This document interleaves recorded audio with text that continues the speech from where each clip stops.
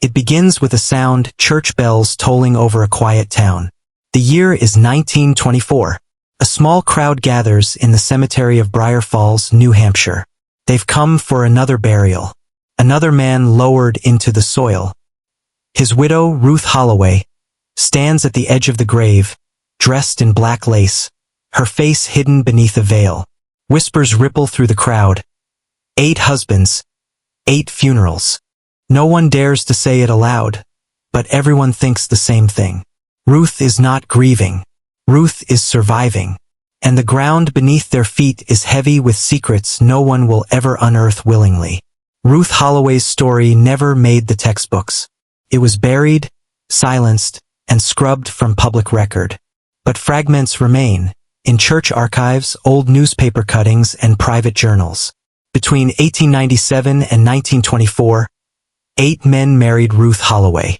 Every one of them died under what the coroner called suspiciously natural circumstances. Stomach pains, sudden fever, accidental falls. They left behind no children, no heirs, no explanations. Only Ruth. Always Ruth. Her first marriage was to Samuel Green, a cobbler from a respectable family. He fell sick within months of their wedding. The town's physician noted a strange blackening of his fingernails and gums before his organs collapsed entirely. At the funeral, Ruth never cried. Instead, she sang softly under her breath. A hymn no one recognized. A hymn that made even the priest fall silent. Briar Falls was a place built on silence. Families who had lived there since the early 1800s knew not to ask questions, not to pry. When orphans vanished from the Holloway Run Parish Orphanage, people whispered but never acted. When the Holloway women lit candles in their windows long past midnight, neighbors locked their doors. And when Ruth buried her second husband, and then her third, the silence only grew thicker, like fog that never lifted. The Holloway orphanage was a looming, brick structure at the town's edge. Dozens of children passed through its doors, but not all of them left. Ruth herself had grown up there after her parents perished in a fire no one fully investigated. She was raised by nuns who never removed their veils and who fed the children bitter teas said to purify the soul. Behind closed doors, those teas left the children writhing in pain. Ruth learned early that death was not random, it was instructed. Jonas Holloway, a distant cousin, married Ruth when she was barely 23. Their wedding was quiet, attended only by the parish nuns and a handful of townsfolk. Within 6 months he was gone. His lungs filled with fluid, his skin blistered. The doctor signed pneumonia as the cause. But Jonas's brother wrote in his diary, her lips moved as he struggled, as though she was whispering his death into being. Years later, hidden among the church's burial records, a single page stands out. Next to the names of Ruth's husbands are tiny ink symbols. Crosses with inverted ends, circles pierced with lines. They were not signatures. They were markers. Priests of Briar Falls had tracked her pattern but never intervened. Why? Perhaps because the Holloways donated more money to the parish than any other family. Or perhaps because the priests themselves were afraid of her. Thomas Ellery, a merchant who had inherited his father's mill, was Ruth's fourth. By now, townspeople avoided her shadow. They crossed streets to keep from passing her. But Thomas thought he was clever. He kept journals, locked his meals, and told friends he believed she was poisoning him. One evening he wrote, "She cannot reach me if I do not eat what she cooks." The next day he was found at the bottom of the mill pond. His lungs full of water, his fingernails still black. Death in Briar Falls was never simple. The Holloways had always whispered about bloodlines, purity, and sacrifice. In sermons, priests spoke of the first sin carried by their congregation, the burning of a woman in 1811, accused of witchcraft, who was said to have cursed the town. Many believed Ruth was her descendant, that she was simply continuing the curse, husband by husband, feeding the soil with male blood.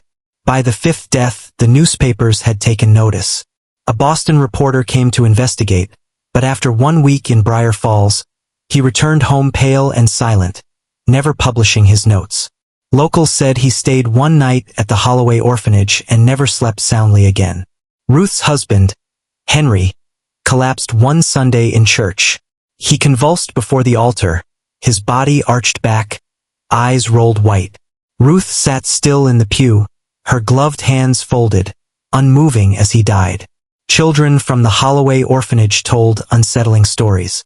One recalled being awakened at night by Ruth's footsteps on the stairs, the hem of her dress brushing the floor. Another claimed she carried a book bound in skin, pages that smelled of iron and smoke. The children who told these stories often disappeared, their names erased from the orphanage rolls, their beds stripped bare before morning. Silas Bennett, a veteran of the Great War, became Ruth's sixth. Unlike the others, Silas was not afraid of her. He carried medals and scars, and he believed no woman could frighten him. He drank heavily, spoke loudly, and laughed at rumors. Yet within a year, he was found on his porch, his chest torn open, his heart missing. The coroner wrote, "Wild animal attack." No one asked why no tracks were found. James Whitcomb, a widower with money, came next. He lasted longer than the others, nearly 5 years. People whispered maybe Ruth was done. Maybe the curse had ended. But in the winter of 1923, James was found hanging in the barn, though his hands were bound behind his back. The sheriff ruled it suicide. Everyone else knew better. At this point, Briar Falls was complicit. They had watched 8 men die, yet no one acted. Because Ruth's presence meant something deeper. Her husband's deaths funded the orphanage, the church, the mills. They feared her, but they also needed her. Her curse had become their survival. The final husband was Charles Holloway, a traveling preacher. His sermons were fire and brimstone, yet he fell under Ruth's spell. They married in autumn 1923. By spring, he was in the ground, his body marked with symbols carved into his chest. The town buried him without ceremony. Ruth stood by his grave and smiled. The veil of mourning lifted at last. In 1924, Ruth herself was found lifeless in her bedroom. Some say poison, others say her heart simply stopped. But on her body were strange burns in the shape of hands. Her skin blistered as though someone or something had tried to drag her away. The church buried her in the Holloway plot, unmarked. Her coffin was nailed shut from the outside. Newspapers that once reported her husband's deaths fell silent. Records were lost, burned, or locked away. Families of the dead moved from Briar Falls, abandoning their homes. By the 1940s, Ruth's name was gone from every official ledger. It was as though she had never existed. But old diaries, faded photographs, and whispered family stories kept her alive. Some say the curse still lingers. In the orphanage ruins, long since abandoned, people claim to hear footsteps, children crying, or the echo of a woman singing an unfamiliar hymn, a melody of mourning and triumph, as though death itself were music. Travelers who pass through Briar Falls avoid the Holloway cemetery. They say the soil breathes. They say Ruth is waiting. The case of Ruth Holloway is not written in history books. It lives only in shadows, in whispers, in the fear that some truths were never meant to be spoken. 8 husbands, 8 deaths, a widow who stood above them all, untouched, undefeated, until death took her at last. But as long as the bells of Briar Falls still toll, as long as her hymn is heard, Ruth Holloway's story is not over. And perhaps, neither is her curse.